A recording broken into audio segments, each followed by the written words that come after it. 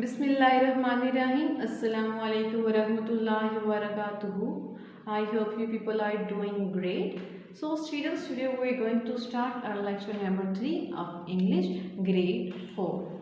Now you have to move at your planner. So students, you have to mention it and on these three blocks of week number 1. So the topic is make a spider web and mind map of my best teacher, a notebook. So now you have to open your notebooks and start writing. So students, सबसे पहले हम लोग my best teacher का हम लोग spider web बना लेते हैं और आप लोगों को ये पता होना चाहिए कि इन दोनों spider web और mind map में डिफरेंस क्या है। स्पाइडर वेब का मतलब क्या होता है, जब आप किसी चीज़ के बारे में लिख रहे होते हैं, कोई भी आइडिया आप रिलेटेड उस चीज़ से आपके माइंड में आता है, just you have to put on the paper. आपने सिंपली उस पेपर के ऊपर लिख देना है। जैसे जैसे आपके माइंड में उस चीज़ से रिलेटेड कोई भी वर्ड आ रहा है तो आपने लिख लेना है। जैसे ये लिखा हुआ है, रफली स्केच जो होता है उसको हम लोग स्पाइडर वेब कहते हैं। बट जब माइंड मैप की बारी आती है तब हमने माइंड मैप में उन्हीं चीज़ों को अरेंज करके लिख देना होता है। समटाइम हम लोगों से जब हम जल्दी में लिख रहे होते हैं बेटा, तब क्या होता है कि आप लोगों के माइंड में कुछ एक्स्ट्रा चीज़ें भी आ रही होती हैं, उन चीज़ों से बेशक वो लिंक ना करी हो, बट आप लोग स्पाइडर वेब में उन चीज़ों को लिख देते हैं। लेकिन जब माइंड मैप आप बनाते हैं, जब आप चीज़ों को अरेंज कर रहे होते हैं, नोट्स को अरेंज कर रहे होते हैं, तब वो आपके टॉपिक से रिलेट नहीं कर रही होती। इसका मतलब ये होता है कि आप उसको, उस चीज़ को, उस टॉपिक को, उस पॉइंट को वहाँ से स्किप कर सकते हैं। ठीक है स्टूडेंट्स, आपने माइंड मैप बनाते वक्त परेशान नहीं होना कि फलां पॉइंट यहाँ पे लिंक नहीं करा तो हम कहाँ पे लिखें, इसको कहाँ पे एडजस्ट करें। ज़रूरी नहीं कि आपने जो स्पाइडर वेब में लिखा है वो सब चीज़ें आप लोगों ने माइंड मैप में एडजस्ट करनी है। समटाइम्स के सब पॉइंट भी हो सकते हैं, जैसे कि यहाँ पे भी एक गिवन है तो आपने उसको सब पॉइंट में भी लिख सकते हैं। अगर वो सब पॉइंट के अंदर वो नहीं आ रहा तब आपको ज़रूरी नहीं है कि आप उसके बारे में लिखें। सो हम पहले स्टूडेंट्स सीख लेते हैं माई बेस्ट टीचर का स्पाइडर वेब। सो हमने सर्कल में नाम लिख लिया, ठीक है, टॉपिक लिख लिया। उसके बाद जैसे वेब होता है, जैसे मकड़ी का जाल होता है, उसी तरह के हम लोगों ने बना लेना है। तो सबसे पहले हम लोगों ने क्या लिखा, इंट्रोडक्शन। जैसे जैसे पॉइंट्स हमारे माइंड में इस टॉपिक से रिलेटेड आ रही हैं तो हम लोगों ने इसके पेपर के ऊपर लिख दिया। Introduction, confident, hard working, interaction with students, punctual, polite, conclusion, supportive, most important thing, class management, caring, qualification, loving, way of teaching, name, says prayer।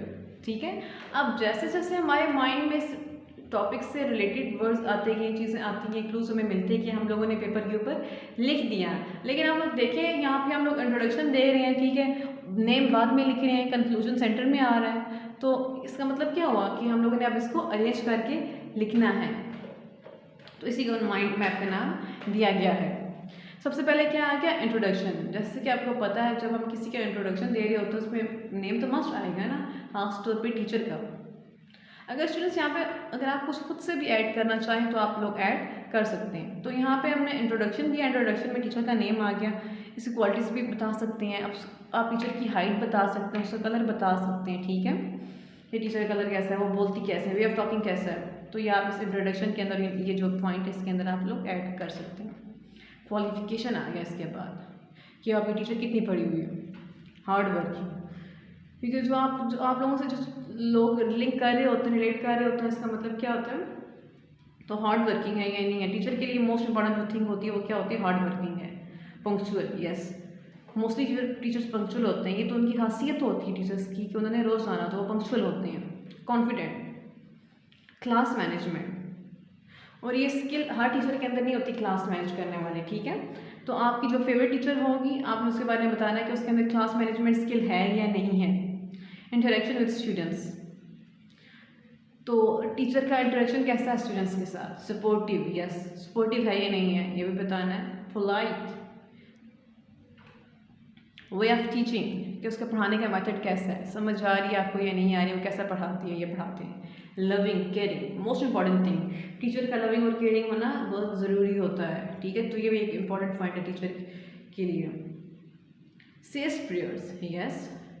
ये जैसे हम लोग मुस्लिम हैं तो मुस्लिम आपको पता है कि नमाज अदा करते हैं, तो आप टीचर के बारे में बता सकते हैं कि आपकी जो टीचर है वो सारी नमाज़ें पढ़ती है, अपने टाइम में पढ़ती है, ठीक है। और स्टूडेंट्स अगर आप खुद से यहाँ पे कुछ और ऐड करना चाह रहे हैं, टीचर के बारे में बताना चाह रहे हैं, तो आप ऐड कर सकते हैं, ठीक है। जब एंड करेंगे बात याद रखिए, एंडिंग पॉइंट कौन सा होगा, कंक्लूजन होगा। कंक्लूजन के बाद आप कोई चीज़ भी लिख नहीं सकते, जो भी ऐड करना होगा आपने यहाँ पे करेंगे और यहाँ से बाद, इंट्रोडक्शन से बाद और कंक्लूजन से पहले आप लोगों ने लिखना होगा। यहाँ से ये स्टार्टिंग पॉइंट होता है इंट्रोडक्शन और कंक्लूजन होता है एंडिंग पॉइंट। इससे पहले इसके बाद आप कुछ नहीं लिख सकते और इससे पहले आप कुछ नहीं लिख सकते। Now you have to move at your workbook at page number 38 and mention date and day there. So students, जो हमारे पास नेक्स्ट टॉपिक है वो है phrases. phrases क्या होता है?